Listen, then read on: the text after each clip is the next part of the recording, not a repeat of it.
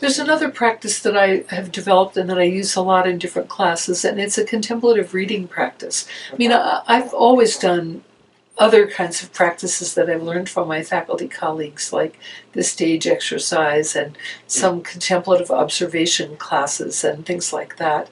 But this is one that I've developed myself that has been really helpful. And because part of my interest is how do you bring contemplative approach to the very traditional academic disciplines of reading and writing.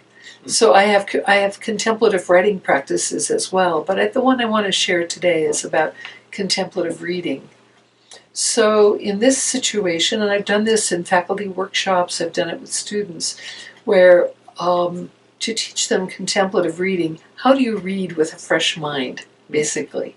How do you read where you can really listen in your reading to what it is you're reading?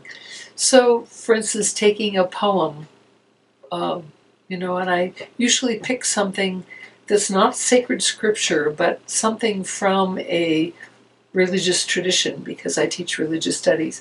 So a poem by Thomas Merton, or a poem by Rumi, and make copies of it and fold the pages in half and pass them out to the students.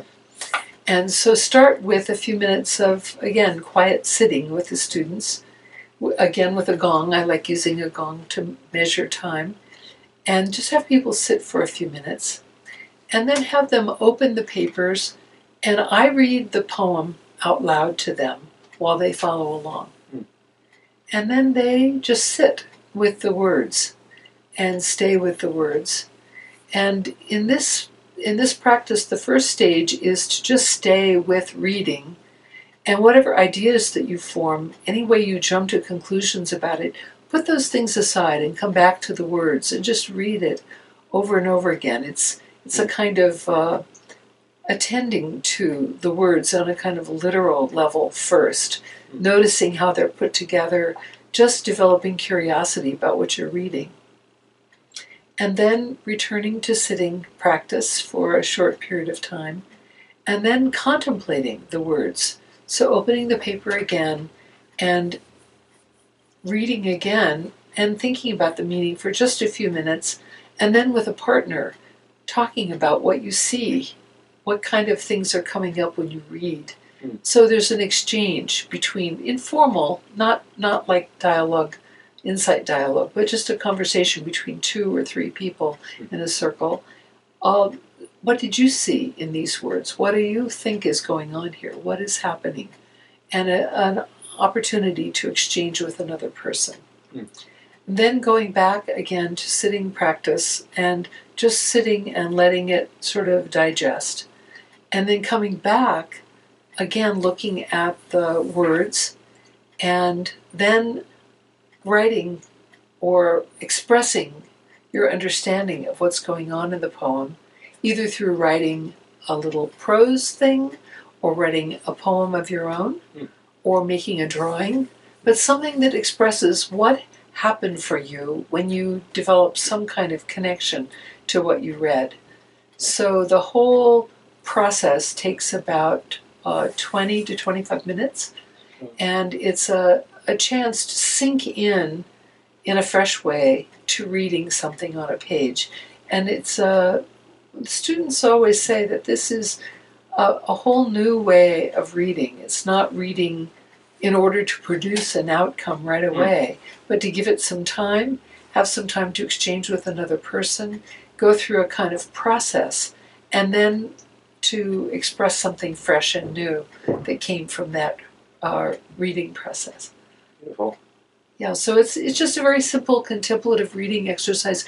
I've taught it in our summer pedagogy workshops that we've had for faculty at Naropa. And a lot of faculty who've learned this from me have taken it back to their classrooms and their universities as just a first step for how you could bring a contemplative approach into the classroom. And this is one that doesn't require a lot of experience on the part of the professor, except the willingness to do the practice first for some time, before teaching it to students, so that it's not just it's not a robotic thing, Right. but something that you yourself have practiced. And I've shared this practice with a lot of different professors in different situations, and I have a write-up of it, and so people have tried it in a lot of different situations. Okay.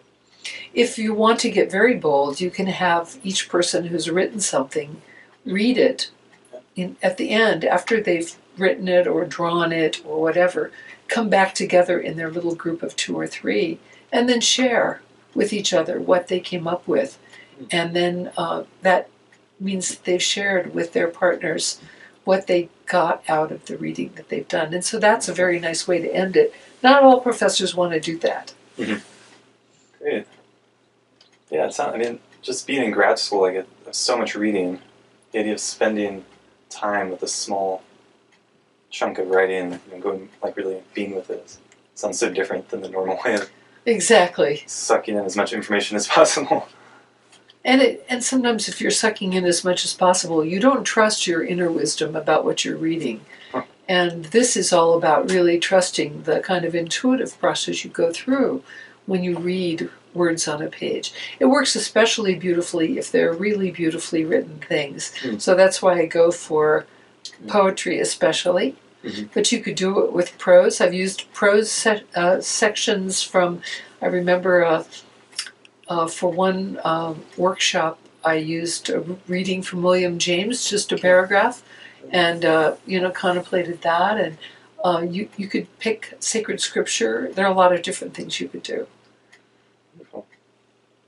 And it's like you said, it sounds accessible to a lot of different classrooms. Very accessible, and it means that you don't have to have your regular academic work and then you have 5 minutes of sitting that has nothing to do with the academic work. This is really bringing quiet contemplation in together with what you would do in a classroom anyway. So while we have had faculty here from all over the country learning contemplative pedagogies, many of the things that they've learned, they say, I can't bring into my classroom, but this one I can bring.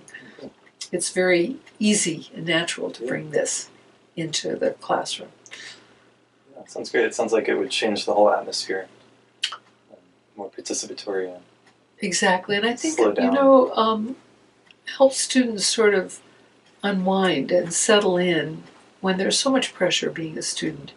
And constantly, as you say, such a huge amount of reading and not a lot of time spent going over the reading, and you're wondering what you should be getting, and there's a kind of need to produce or be productive in some kind of way with what you're studying without actually just sinking into the meaning itself, letting the meaning dawn from contemplation.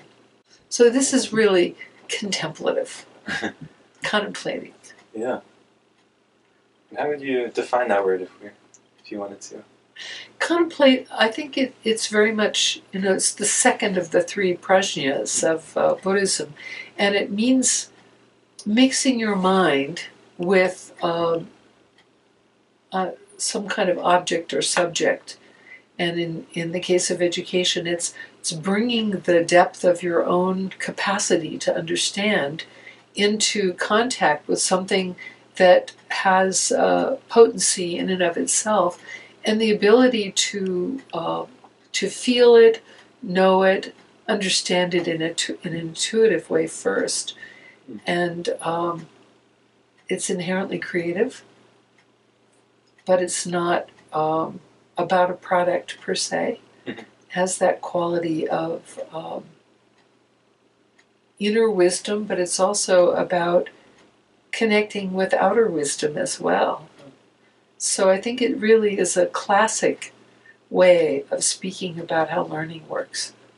Yeah. If we are passive learners, or we just sort of take on uncritically whatever is presented to us, that can sort of make us sick. And if we are closed to anything that we're exposed to, that makes us just very insular. And this is a way that we can encounter intelligently something we're studying. And something could actually happen. It could be magical. Yeah. Yeah. Like letting something in, letting yourself be touched. Exactly. And to grow and to develop curiosity. So it's not just being touched, but it's about expanding your horizon and your understanding of the world. You know? So it's about intellect and emotions together. Beautiful. Yeah. I think that's what learning's all about. The heart and the mind. The heart and the mind. Yeah. Exactly. Yeah. Expanding your frame of reference in some kind of way. I think there's a certain, when you're with someone in person, it's different maybe than just reading something. Something gets communicated. And I think so. I think there's a special feeling, with some of the teachers here. Well, and it's something you can't fake. It has to be based on the professor's practice. Everything has to be based. I don't think it's something you can just pick up a book of gimmicks and techniques and use them in the classroom. It has to really come from the kind of power of the professor's own discovery and practice and understanding, and then that creates an atmosphere in the classroom that's so important for the students. Students can do this as well. They can influence the classroom a lot, and you can feel students who come have done a lot of practice, how they change the classroom for their classmates. It's very powerful. Yeah, it's good to think about ways in which a meditation practice or spiritual practice really does impact the people around you. Yeah, I think it really does. I think I lose sight of that sometimes. Yeah, I think so. And so creating atmospheres where people can actually feel that are not so speedy, not so production-oriented or outcome-oriented. It's part of the magic of what happens here at Naropa.